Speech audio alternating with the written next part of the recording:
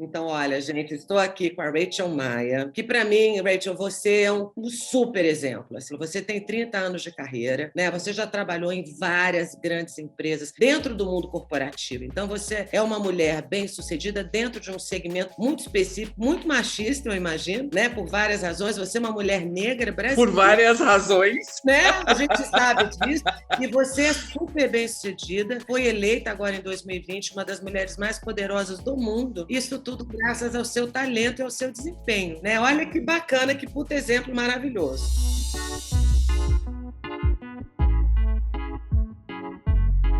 Então, eu queria começar falando do teu livro, que eu tô louca para ler o teu livro. Você acabou de lançar um livro contando a tua história. Você sabe a importância que tem contar a tua história para todas nós, né? Lancei meu livro dia 8 de março, incluso numa data simbólica para nós, meu caminho até a cadeira número 1, onde eu conto a simplicidade da minha história, Carol, de uma forma muito Rachel de ser, mas incentivando também outras a contar a sua história e definir qual é a sua cadeira número 1, que não necessariamente é o mesmo target do meu. A minha, sim, foi ser presidente, mas você tem que definir e ter claro, porque tem que ser uma escolha tua, da Rachel, da Carol e de quem quer que seja. Não pode ser algo definido por um terceiro. A definição da tua cadeira número 1 deve partir de você. E este incentivo que meu livro, né, traz, essa inspiração, é muito bacana, porque eu coleto comentários, dedicatórias, né, que vêm para mim nas minhas redes, e eu quero colocar tudo isso no meu próximo livro, que eu ainda não sei quando será, mas eu quero coletar tudo isso, porque essas experiências também, e essas reações que a minha história está causando em algumas pessoas, e pessoas que, olha, eu falo de pessoas que já têm muita experiência aí em mercado, e aquelas que também não têm experiência, e a filha da moça que trabalha aqui comigo, cara, me enche de orgulho e me enche de vontade de continuar narrando outras histórias, a minha história, mas casado com outras histórias. Eu já quero ler o primeiro, já imagino que o segundo também vai ser excelente.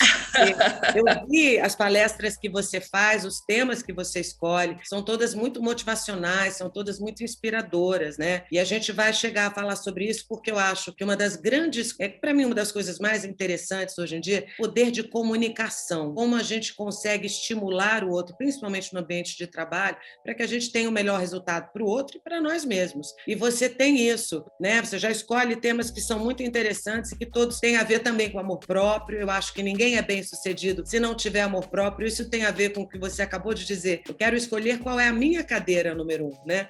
Cada um elegendo a sua, a gente segue adiante, a estrada de cada um é individual e o sucesso de cada um também é individual. É individual e o amor próprio combinado com respeito, né? De uma forma genuína, né? Eu não vou amar a Carol porque é correto, tem que ser dessa forma. Não, eu vou amar a Carol porque existe um respeito pelo humano, né? E tem uma empatia, simples assim. Senão eu respeito a Carol, mas eu tendo a querer amar as pessoas. Aí fica mais gostosa a vida. Eu optei, mesmo vindo de um universo corporativo, Carol, onde as regras são business and time, negócio e tempo, nós temos que adicionar nesta conta aí um tripé, que é pessoas. E como tratamos pessoas dentro de um business que gere valor e um tempo que seja razoável para as duas partes, né? Então a gente deixa de ver só a parte da PJ, né, da pessoa jurídica, e adiciona-se ao sucesso deste negócio a pessoa física. Isso não tem setor, né? Então não é só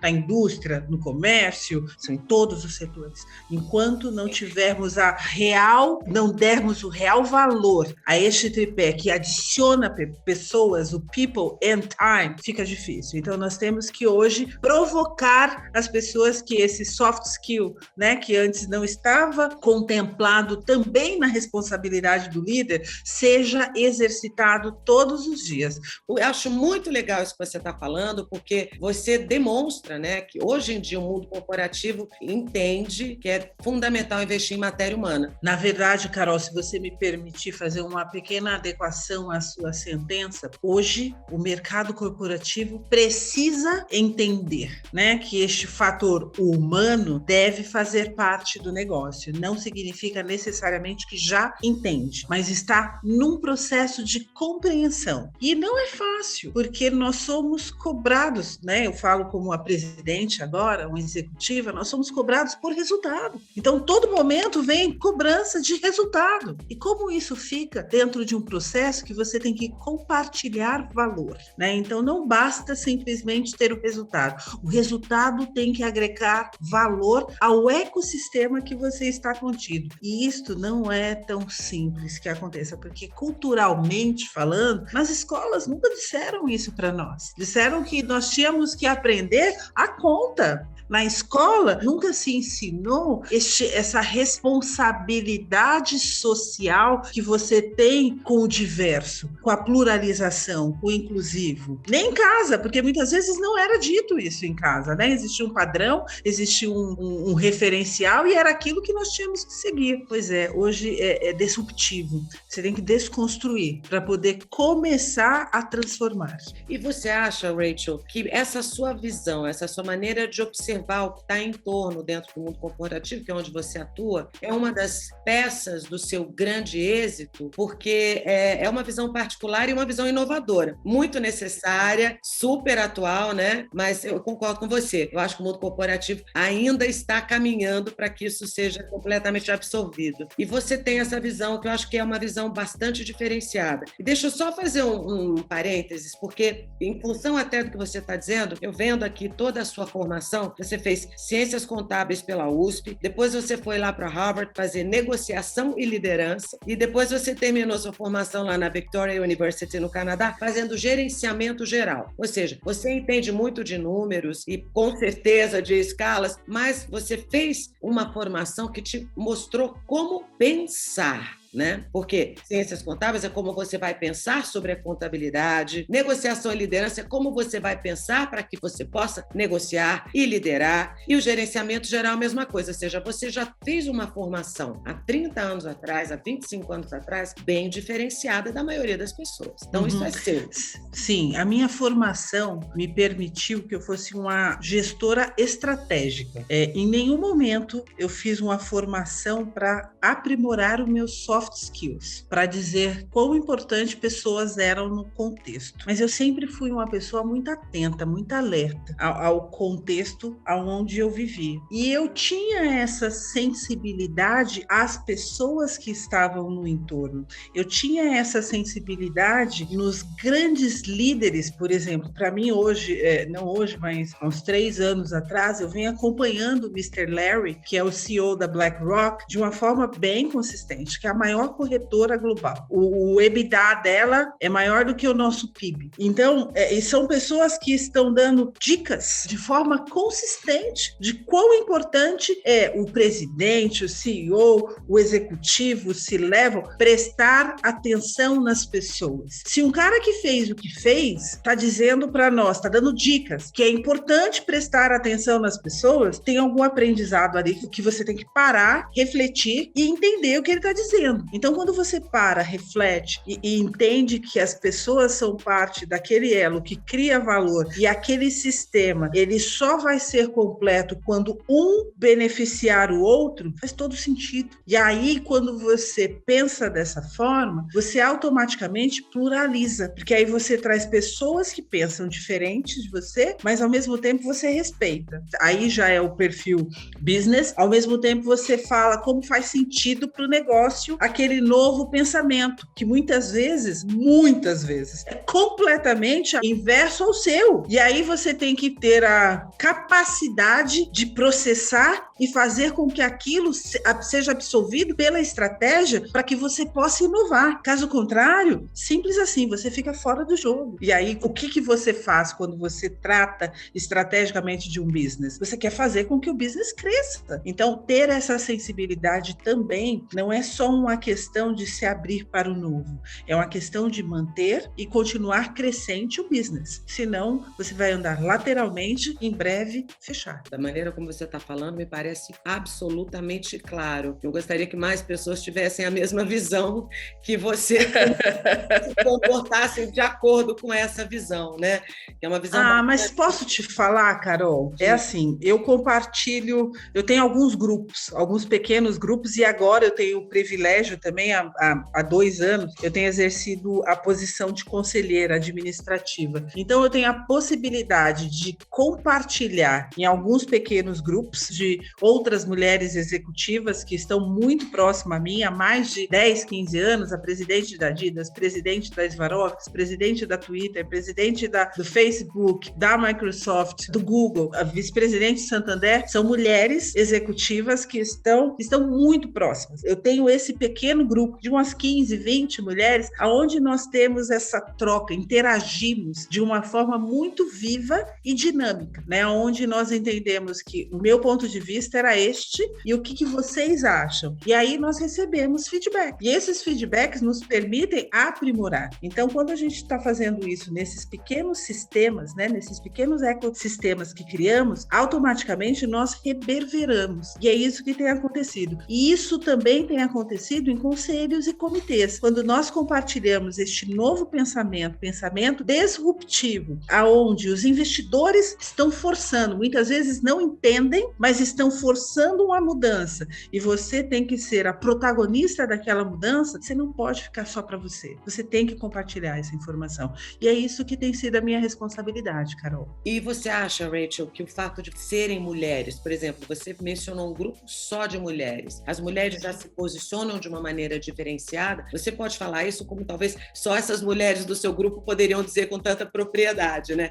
Os homens diferenciam e atuam no mundo corporativo de uma maneira muito diferente das mulheres, e qual é a diferença básica, se você puder eleger uma? Sim, somos diferentes, até mesmo pela questão do homem, né? Do homem e a mulher, biologicamente falando, né? Somos diferentes, mas existe muita complementariedade, e isso me encanta. Isso eu acho que é o mais belo de tudo, e nós compartilhamos, como você muito bem disse, e nós compartilhamos nesse grupo, né? Esse pensamento muitas vezes mais abrangente, muitas vezes mais maternal, que muitas vezes nós aplicamos sim pela sensibilidade que nós exercemos e demonstramos no entorno. O homem vem muitas vezes com a forma lógica, prática, pragmática, aonde completa este processo do emocional, está fazendo parte do business, o prático e o pragmático está fazendo parte desse business também, e um complementando o outro na forma mais plena e absoluta. Eu vou até aqui pelo meu tipo de raciocínio, e você pela constituição biológica, e você entra aqui pela sua constituição e pela ordem que você dá aos fatos. Esta complementariedade tem sido percebida. Não significa que um não poderia atuar sem o outro. Significa que para transformar é necessário pluralizar as ideias e os pensamentos. Então, a diferença ela está assim, no que você pode complementar, porque o consumidor ele está ávido por mudança. Muitas vezes ele nem sabe o que ele quer. Ele quer o novo, mas muitas vezes ele não sabe o que é o novo,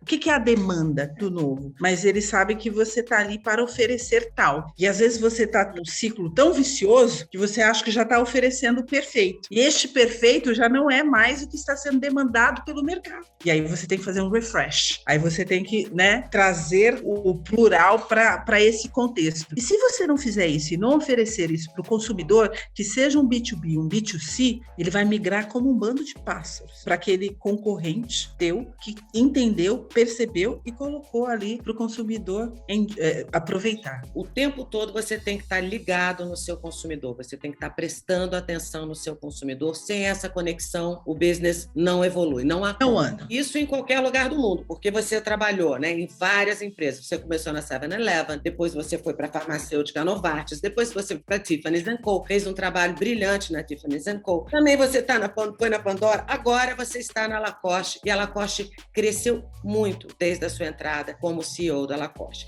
E você, em qualquer lugar do mundo, essa relação direta do empreendedor com o consumidor é um fator determinante para o negócio evoluir. Mesmo no Brasil ou na Europa? Indiscutível. Eu saí da presidência da Lacoste há alguns meses, e a proposta, né, em todas essas cadeiras que eu sentei, né, na presidência, sempre foi essa percepção do negócio. Eu nunca deixei parado na minha mesa uma proposta que oferecesse risco também, sabe, Carol? Porque muitas vezes você não consegue ter a percepção do macroview. Você consegue ter um bom plano. E aí esse bom plano tem algumas adequações que você tem que fazer em curso. E isso, para nós, é um desafio, porque nós gostamos do algo planejado, certinho, previsível, e não dá. Nós estamos vivendo uma transformação. Nós temos essa bipolarização que é uma coisa maluca. Então, ao mesmo tempo que você está agradando um, de repente você não está agradando o outro. Então, o que você traz como disruptivo,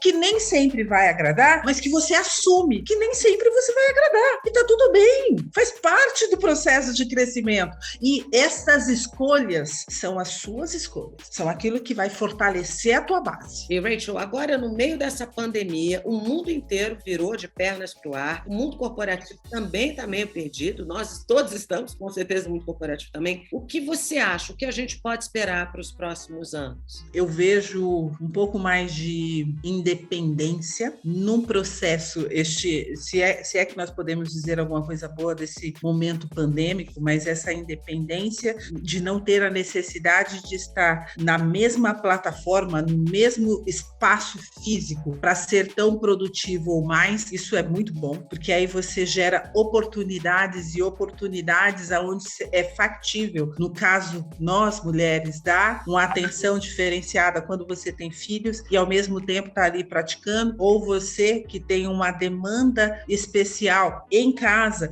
Nós não temos um país totalmente preparado para 23% de PCDs, e hoje você pode contratar qualquer tipo de diversidade, independendo dessa logística das vias públicas. Isso é algo disruptivo, né? Então você pode chegar no talento sem o talento necessariamente precisar ir fisicamente até você. Isso é muito bom. E eu estou achando espetacular essa umbrella da sustentabilidade que se abriu sobre todos, que vai além do ambiente, que vai além do social, que se cria valor. Isso está sendo explorado agora. Quando eu digo agora, há 2, 3 anos, de uma forma muito mais potente, de uma forma muito mais enfática. E chegou essa mensagem até os investidores. E agora está sendo quase que top-down. Se você não olhar esse ecossistema que você deve criar qualquer tipo de valor, você tem um problema. Então, hoje está no tático. Quando eu digo tático, já está na esfera dos executivos. E os executivos estão se letrando, estão no processo de letramento, de educação, de desconstruir para construir, para entender como incluir. Não basta diversificar. Você tem que fazer com que a pessoa se sinta incluída no processo. E isso é uma questão de letramento. Então, esta é um momento que nós estamos vivendo, que a sustentabilidade está se fazendo presente. E nós temos que aprender o que é. E essa coisa da sustentabilidade ir para além, né, do meio ambiente, ir para além do social, né? Sustentabilidade no sentido de inclusão maior, né? Muito de valor. De valor. Né? Em sentido de valor, de filosofia. Se nós não entendermos isso, tem um problema aí no mundo, né? Nós não temos como se sustentar. Para isso, então nós temos que prestar atenção. Eu vou ser muito simples, Carol. Eu vou trazer um exemplo, até você pode achar muito simples, mas eu não posso jogar um canudinho, eu não posso usar um canudinho, eu não posso não ter uma lixeira em casa onde eu não recicle, eu não posso jogar lixo como eu jogava ontem. Nós produzimos um volume de lixo absurdo no Brasil. Eu tenho que reavaliar todo o meu modo operante de vida. Então, nós temos a possibilidade de fazer isso agora. Neste processo de a sustentabilidade compartilha valor. E como é este valor dentro de casa? Você tem que começar dentro do seu sistema, que é dentro da sua casa. E, Rachel, eu queria falar agora um pouco sobre você, na sua trajetória, mulher negra. Você sofreu muito preconceitos? Você acha que para você foi uma trajetória mais difícil do que para uma outra branca? Teria teria, na mesma formação, tendo feito as mesmas coisas que você, foi mais difícil ou não? Olha, cá, com certeza é mais difícil para todo negro brasileiro, né? Nós temos uma população que representa 56% e ignorar esse fato é ignorar os números, né? Se eu tenho uma população de 56% e tenho menos de 13% que permeia a liderança, não bate. Eu tenho uma questão de presidência e de empresas globais e hoje ainda não ter uma outra pessoa que tem só uma pessoa, não bate, né? Essa informação não está consistente com a responsabilidade demográfica que nós temos, que representa esses 56%. Então, se eu conjecturar para você a questão do não ser desafiador, ou se eu trouxer para você de uma forma do não desafiador, não seria verdadeiro. Não seria verdadeiro e seria uma agressão aos meus irmãos negros. Isso não pode. Então, sim, trazendo alguns exemplos, eu tive situações onde as pessoas não aceitaram eu entrar em restaurante 5 estrelas por estar de trança. Eu tive situações de me retirarem de fila executiva porque eu não pertencia ao perfil de um executivo e funcionários vieram até mim para me retirar da fila. Eu tive situações que minha filha sofreu constrangimento na escola em detrimento do cabelo dela e eu não trocar de roupa, a mesma roupa executiva que eu estava de salto, fui até a escola exigir respeito, mas um respeito que fosse contínuo e que afetasse o pai daquelas crianças. Então, tudo isso deve ser considerado. Sabe, Carol, nos dias de hoje, eu vou trazer exemplos de hoje. Nem todo mundo me conhece, né? Exemplos reais e atuais. E eu já vi, mesmo sendo virtual, eu vejo as carinhas das pessoas. Quando abre a tela, e aí as pessoas estão esperando uma executiva que teve 30 anos de experiência, tá. Quando abre a tela e olha aquela mulher negra, as pessoas assim, cadê? É mais ou menos por aí. Eu já fui almoçar, jantar. Muito jovem, né? Você está com as suas crianças, você está normal. Você não vem com a farda de executiva. Você é né? Então isso que é bacana, aliás, né? Isso mais ou menos por aí. Te dá um trabalho, eu acho. Almoçar com políticos e eu fui barrada em portaria falando assim, não, eles estão esperando a dona Rachel Maia. Não, é a presidente. Então, eu sou a Rachel Maia, né? Tipo, mais ou menos por aí. As pessoas olham assim, não, mas aí as pessoas às vezes ficam constrangidas, né? Em detrimento de algo que foi vieses construídos ao longo da vida. Então, nós temos que desconstruir isso tudo, né? Então, não pode ser o estereótipo que define o seu valor. É muito maior que isso. E a equidade deve ser um comportamento constante para que a gente possa desconstruir e construir dado ao direito de tratar de forma, né, igual com as diferenças. O direito da igualdade social é eu ser mulher, eu ser LGBTQIA+, eu ser XPTO, mas isso não pode definir a forma que você me trata. Você deve me tratar com igual respeito que qualquer um merece,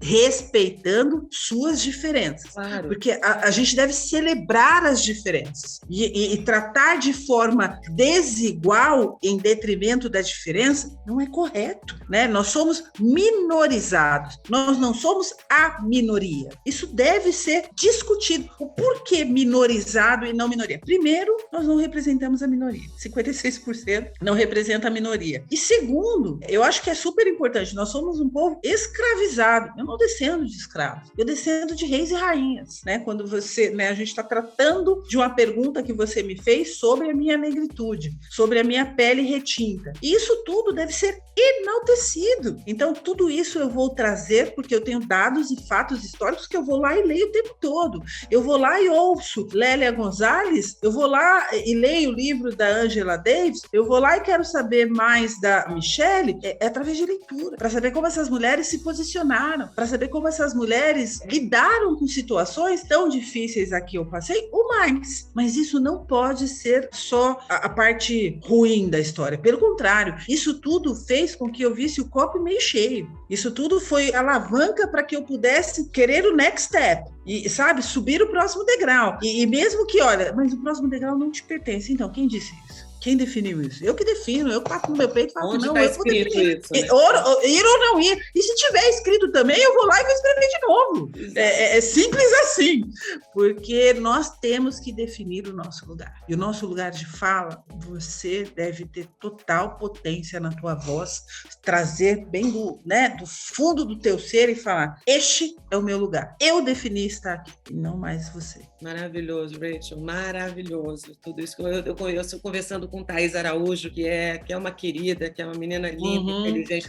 Muito minha amiga. Ela é uma querida. Aí a Tatá me disse, Carolina, você não entende, é difícil explicar isso para uma pessoa branca como você. Mesmo você sendo bacana, porque a conquista de um negro é a conquista de todos, ela é representativa para todos nós. Então, a gente celebra muito, a gente é muito unido, porque a gente tem que fazer esse jogo virar. Eu falei, você tem toda a razão, né? Passou da hora desse jogo virar. Mas precisamos de aliados. Aliados, aí sim. Aí, Carol, o teu papel de aliado é fundamental. É fundamental em reverberar essa história. Mas a protagonista dessa história do negro é o negro. Sabe, eu acho que foi em Stanford que está lançando uma cadeira nova na universidade, que é a empatia, que vai tratar a empatia como uma cadeira, como filosofia, como medicina, e vai ser maravilhoso, né? Porque, de fato, nós precisamos entender que, a partir do momento que você consegue, de fato, entender o lugar do outro, se colocar no lugar do outro, como você disse no começo, ainda falando do mundo corporativo, o bem de um é o bem de todos, então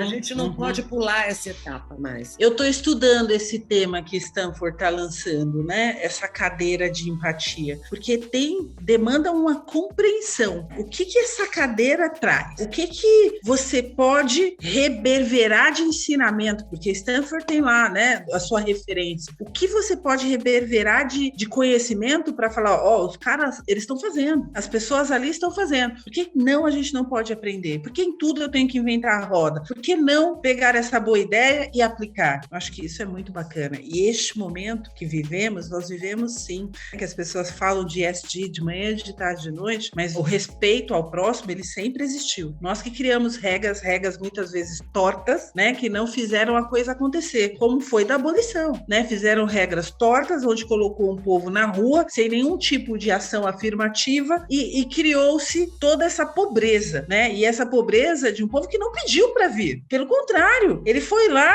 obrigado a vir, e chegou aqui. E chegando aqui, foi tratado como mão escrava, e uma vez você tendo libertado, né, jogado na rua, sem nenhum tipo de ação afirmativa, você quer que se dê bem? O que você está falando? Sabe? Essa conversa não bate, essa conta não fecha. Então, por isso que sim, que mais de 75% da periferia é constituído por pretos e pardos, porque tem uma história que constituiu dessa forma. Tem uma narrativa cronológica que não foi por um acaso. A população carcerária ela é constituída majoritariamente pelo povo preto e pardo, mas existe uma história desse porquê, dessa injustiça toda que aconteceu. Parece que se criou um sistema onde o sistema se criou para que realmente as pessoas elas fracassem, né? É um círculo onde as pessoas não conseguem transcender. Não existe a menor condição, não se oferece nada para que haja uma ascendência, porque igualdade é isso, né? Quando você fala de cotas e as pessoas discutem a importância das cotas, é uma loucura.